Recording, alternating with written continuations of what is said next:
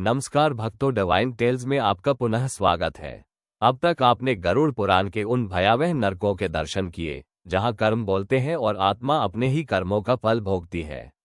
आपने देखा तप्तकुंभ नरक, जहां उबलते तेल और लावे में पापी को डाला जाता है। आपने सुना शीताध्य लोक, जहां असहनीय शीत आत्मा को भीतर तक जमा देती है। आपने जाना रौद्र नगर और तप्तपुर, जहां क्रूर यातनाएं आत्मा को उसके पापों की याद दिलाती है। हर नरक का एक ही संदेश है, कर्म से कोई नहीं बचता। और कलयुग में मनुष्य का जीवन सरल नहीं रहा। हर श्वास के साथ संघर्ष है, हर कदम पर परीक्षा है। अनजाने में ही सही, किसी का मन दुखता है, किसी से असत्य निकल जाता है, किसी क्षण क्रोध आ जाता है। ऐसे युग में प्रश्न उठता है, क्या हर जीव नरक का अधिकारी है?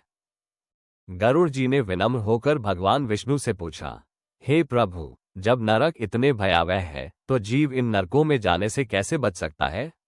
भगवान विष्णु उत्तर देते हैं, हे गरुड़, नरक का मार्ग किसी को दंड देने के लिए नहीं, बल्कि कर्म का बोध कराने के लिए है। और जो जीव जीवन रहते ही सुधर जाता है, उसके लिए नरक का द्वार बंद हो जाता है। गरुड़ बोले, हे प्रभु, कलयुग में ऐसा कोई जीव नहीं जिससे प्रतिदिन कोई न कोई पाप अनजाने में न हो जाता हो। तो फिर नरकों से बचना कैसे संभव है? विष्णु जी मुस्कराकर कहते हैं, हे गरुड़, कलयुग में पाप का न होना कठिन है, परंतु पाप से बांधना आवश्यक नहीं। रोज होने वाले पापों से कैसे बचा जाए? अनजाने पाप बंधन नहीं। हे गरुड़, जो पाप अज्ञान, विवशता या जीवन निर्वाह में हो और जिसमें अहंकार या आनंद न हो, वह घोर नरक का कारण नहीं बनता। शास्त्र कहते हैं, संकल्प से किया पाप ही भारी पल देता है। पश्चाताप कर्म कटौती। रात को सोने से पहले यदि जीव कह दे, हे प्रभु, आज मुझसे जो भी दोष हुए मैं उन्हें स्वीकार करता हूं, तो वही क्षण कर्म का बोझ हल्का हो जाता है। नाम स्मरण दैनिक प्रायश्चित। कलयुग में भगवान ने नाम को यज्ञ बना दिया है। एक सच्चा राम सैकड़ों छोटे पापों को जला देता है। पाप दोहराने का सुख मत लो। विष्णु जी कहते हैं, जो पाप कर पश्चाताप करता है पर फिर आनंद से वही पाप दोहराता है, वही नरक का अधिकारी बनता है। गलती हो जाना अलग है, गलती को अपना लेना अलग। दया और क्षमा कवच है। जो दूसरों को क्षमा करता है, उसके लिए यम भी कोमल हो जाते हैं। एक दिन का सच्चा दयाभाव कई दिन के पाप ढंक देता है। स्मरण की दिशा बदल दो। नरक से बचने का रहस्य यह नहीं कि पाप ना हो, बल्कि यह है कि चित्त किसमें लगा है। जिसका मन भगवान में लगा है, उसकी यात्रा यमलोक नहीं वैकुंठ की ओर मोड़ दी जाती है। गरुड़ जी ने भगवान विष्णु से पूछा, हे प्रभु, यदि कोई जीव स्त्री हत्या करे, पिता हत्या करे, रहा हत्या करे, यहां तक कि गौ हत्या जैसे महापापों में लिप्त हो, तो क्या उसके लिए भी कोई मुक्ति का मार्ग है? भगवान विष्णु का निर्णायक उत्तर। भगवान विष्णु बोले, हे गरुड़, इन समस्त पापों का एक ही उपाय है, मेरे नाम का उच्चारण। जो जीव अंतिम समय में या जीवन की किसी भी घड़ी नारायण नाम का सच्चे हृदय से स्मरण करता है, उसके पाप क्षण मात्र में कट जाते हैं। भगवान विष्णु आगे कहते हैं, हे गरुड़, धर्मराज मेरे अत्यंत प्रिय है। मैंने स्वयं उन्हें आज्ञा दी है, जिस जीव की जीभ पर हरि नारायण का नाम हो, जिसके गले में तुलसी की माला हो, उस जीव को किसी भी प्रकार की पीड़ा नहीं दी जाएगी। उसे लाने की बात तो दूर, यमदूत उसकी ओर देखेंगे भी नहीं। जहां नारायण नाम है, वहां यमदूतों का अधिकार समाप्त। जहां तुलसी है, वहां नरक का मार्ग बंद। जहां हरि का स्मरण है, वहां केवल विष्णुदूतों का आगमन होता है। नारायण नाम पाप को बढ़ावा नहीं देता, पर पापी को निराश भी नहीं करता। ईश्वर कहते हैं, मैं पाप से नहीं, पाप के अहंकार से दूर रहता हूं। जो झुक गया वो मेरा हो गया। कलयुग में मनुष्य गिरता है, पर नाम उसे उठा लेता है। यदि कुछ भी न कर सको तो इतना अवश्य करो, नारायण नारायण। शास्त्र स्पष्ट कहते हैं, किसी भी भाव से यदि भगवान का नाम लिया जाए तो उस जीव को नरक नहीं जाना पड़ता। श्रीमद् भगवद गीता और समस्त पुराण इस सत्य के साक्षी हैं। नाम उच्चारण मात्र से सारे पाप नष्ट हो जाते हैं। ना विधि आवश्यक है, ना शुद्धि, ना योग्यता, केवल नाम। भाव कोई भी हो, नाम एक है। भय से लिया गया नाम, आदत से लिया गया नाम, प्रेम से लिया गया नाम, यहां तक कि अज्ञान में लिया गया नाम, हर बार नाम अपना कार्य करता है। क्योंकि नाम साधन नहीं, साक्षात ईश्वर है। हरि कृपा का परिणाम। जिस जीव पर हरि की कृपा हो जाती है उसे पृथ्वी पर पापों का फल नहीं भोगना पड़ता और न ही यमलोक में किसी प्रकार का दंड शेष रहता है, क्योंकि नाम ने पहले ही कर्म को भस्म कर दिया होता है। जहां नाम है वहां यम असहाय है, जहां स्मरण है वहां कर्म मौन हो जाते हैं, जहां हरि कृपा है वहां न्याय भी करुणा बन जाता है। भगवान का नाम लेने में न तो धन लगता है, न कोई विधि विधान, न कोई नियम बंधन। नाम जपने के लिए मंदिर आवश्यक नहीं, समय निश्चित नहीं, आसन, माला या मंत्र अनिवार्य नहीं। किसी भी समय, किसी भी स्थान पर, किसी भी अवस्था में नाम लिया जा सकता है। शास्त्र कहते हैं, न देशे नियम न काले नियम, हरि नाम सर्वदा फलदायक। अर्थात न स्थान का बंधन है, न समय की सीमा। जो निर्धन है उसके पास नाम है, जो अशक्त है उसके पास नाम है, जो अशुद्ध समझा जाता है उसके लिए भी नाम है। नाम किसी को अस्वीकार नहीं करता। कलयुग में भगवान ने सबसे सस्ता और सबसे शक्तिशाली मार्ग दिया। नाम, जहां तप कठिन है, दान असंभव है, वहां नाम ही पर्याप्त है। जिसके पास कुछ भी ना हो उसके पास भी नाम हो सकता है। इसलिए चलते फिरते, हंसते रोते, सुख दुख में हरि नाम लेते रहो। भगवान का नाम लेने में न तो धन लगता है, न कोई विधि विधान, न कोई नियम बंधन।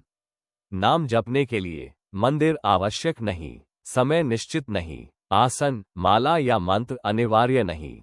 किसी भी समय, किसी भी स्थान पर, किसी भी अवस्था में नाम लिया जा सकता है। शास्त्र कहते हैं, न देशे नियम न काले नियम, हरि नाम सर्वदा फलदायक। अर्थात न स्थान का बंधन है, न समय की सीमा। जो निर्धन है उसके पास नाम है, जो अशक्त है उसके पास नाम है, जो अशुद्ध समझा जाता है उसके लिए भी नाम है। नाम किसी को अस्वीकार नहीं करता। कलयुग में भगवान ने सबसे सस्ता और सबसे शक्तिशाली मार्ग दिया। नाम, जहां तप कठिन है, दान असंभव है, वहां नाम ही पर्याप्त है। जिसके पास कुछ भी ना हो उसके पास भी नाम हो सकता है। इसलिए चलते फिरते, हंसते रोते, सुख दुख में हरि नाम लेते रहो। कलयुग में मनुष्य का जीवन सरल नहीं रहा। हर श्वास के साथ संघर्ष है, हर कदम पर परीक्षा है। अनजाने में ही सही, किसी का मन दुखता है, किसी से असत्य निकल जाता है, किसी क्षण क्रोध आ जाता है। ऐसे युग में प्रश्न उठता है, क्या हर जीव नरक का अधिकारी है? नरक से मुक्ति, पाप से मुक्ति में हरि नाम कैसे लाभकारी है? हरि नाम की महिमा को चलिए इस कथा के माध्यम से समझते हैं। ये कथा केवल एक कहानी नहीं है, यह आत्मा के पतन, करुणा और प्रभु के नाम की महिमा की अमर गाथा है। अजामिल की कथा। एक ऐसा ब्राह्मण जो सदाचारी था, भक्त था, लेकिन मोह के एक क्षण ने उसे पाप के अंधकार में धकेल दिया और फिर केवल नाम स्मरण ने उसे मृत्यु के द्वार से मोक्ष तक पहुंचा दिया। कान्यकुब्ज, आज का कन्नौज, गंगा की पावन धरा, जहां वेदों की ध्वनि वायु में गूंजती थी, यहीं जन्म हुआ अजामिल का। एक कुलीन ब्राह्मण परिवार में बचपन से ही वो शास्त्रों में निपुण था। सत्य उसका आभूषण था और भगवान विष्णु उसका प्राण। प्रातःकाल उठकर स्नान, संध्या वंदन, यज्ञ, जप, तप और सेवा। गुरुजन कहते थे, ये बालक तो साक्षात धर्म का स्वरूप है।